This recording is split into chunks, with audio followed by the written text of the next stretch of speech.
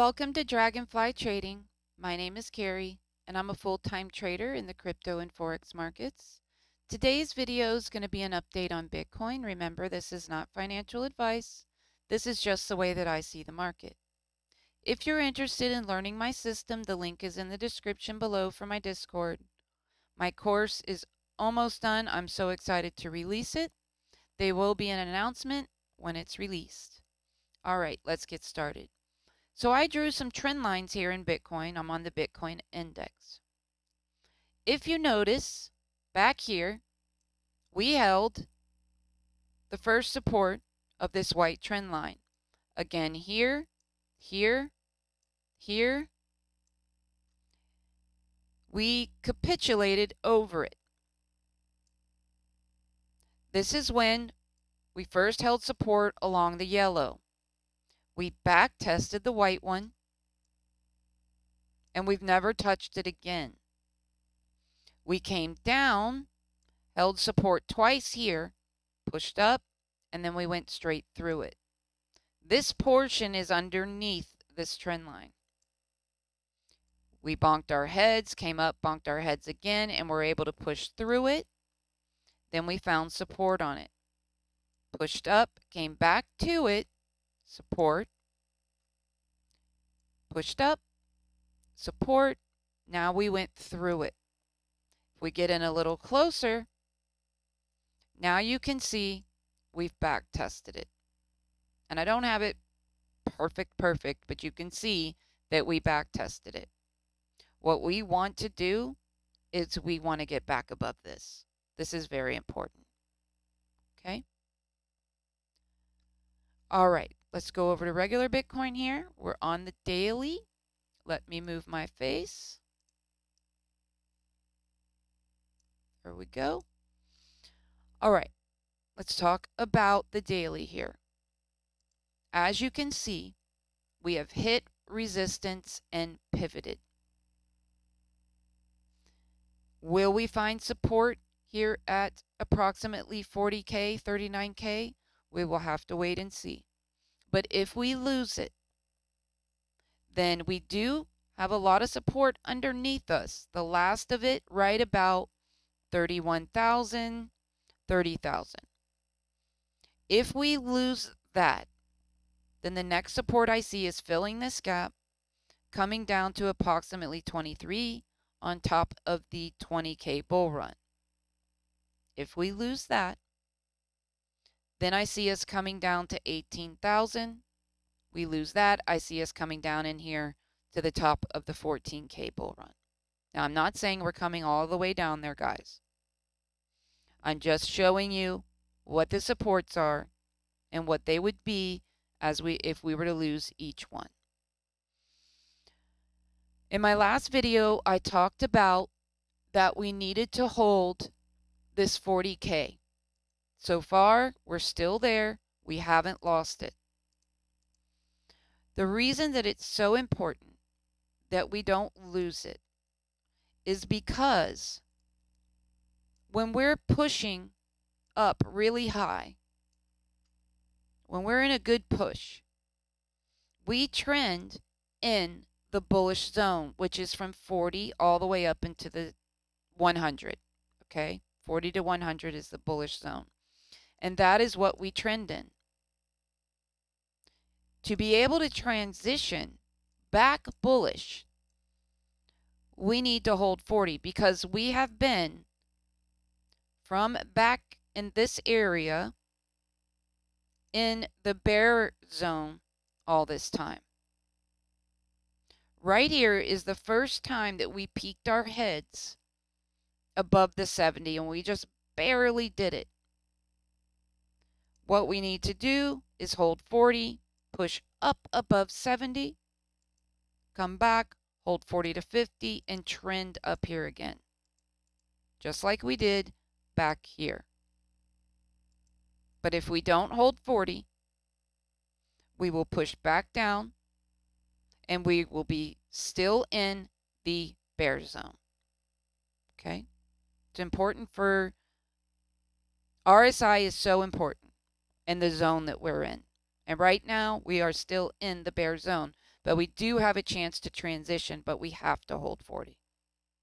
We cannot lose it. Okay, so let's talk about the counts. The first one's the triangle. We all know this one.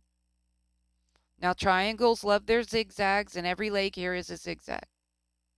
But it can have a complex structure in one of the legs. With that said, we're hoping this is the leg. This would be a WXY, but it has got to hold 39,000 and push up. We cannot come back and touch this trend line. It could come, I guess, a little deeper than that, but we cannot touch this trend line. And I really would like to see it hold 39-ish and push up. Okay. The other count is the WXY. It's assuming that X is done, or we could make X more complex. And I will get into, when we get down to the lower, how X could become more complex. Okay? But it could be done, or it could be more complex, and we'll talk about it. But this is assuming we're making an X wave or a B wave. If we can get up to the 618, let's see if we did. I don't think we quite made it. No. So, in traditional Elliott wave, if you're making a flat, an ABC, so 3 waves A, 3 waves B, and then you're making a C, which would be a 3-3-5. Everything that you'll read in books online will say that the B wave needs to come 90% of the A.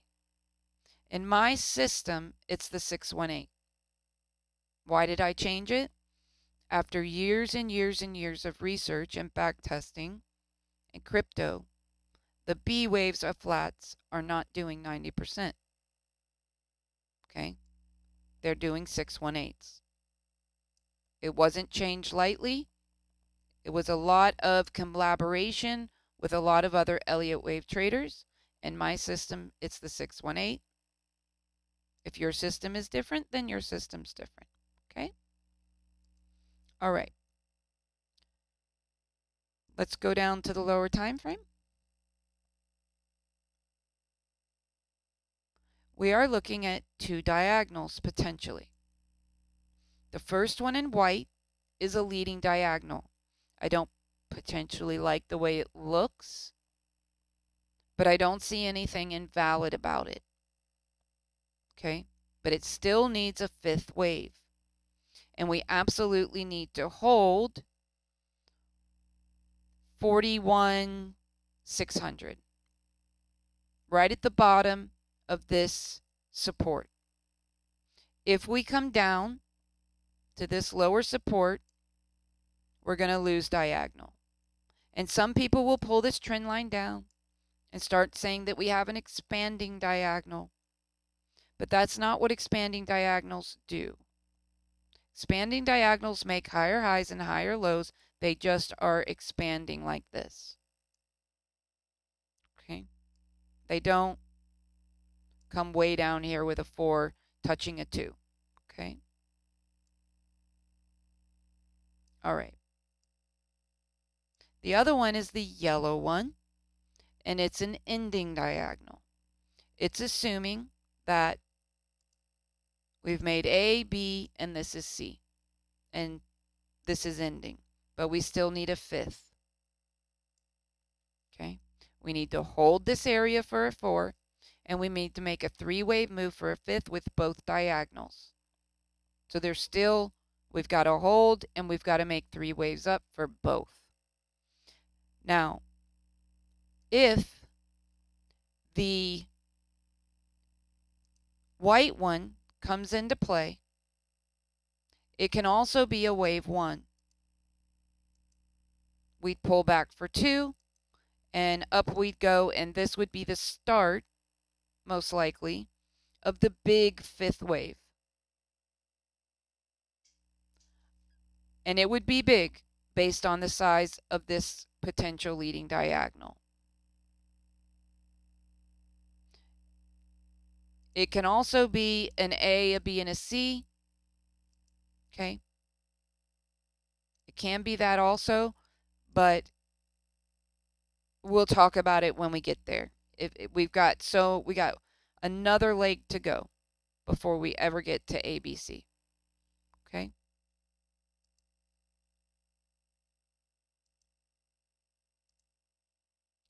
What else can happen?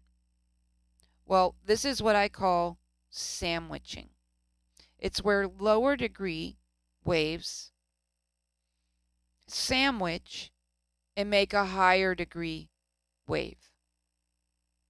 It would assume we've got a WX, potentially Y, in the middle, and that we haven't used our A leg yet, this leg here.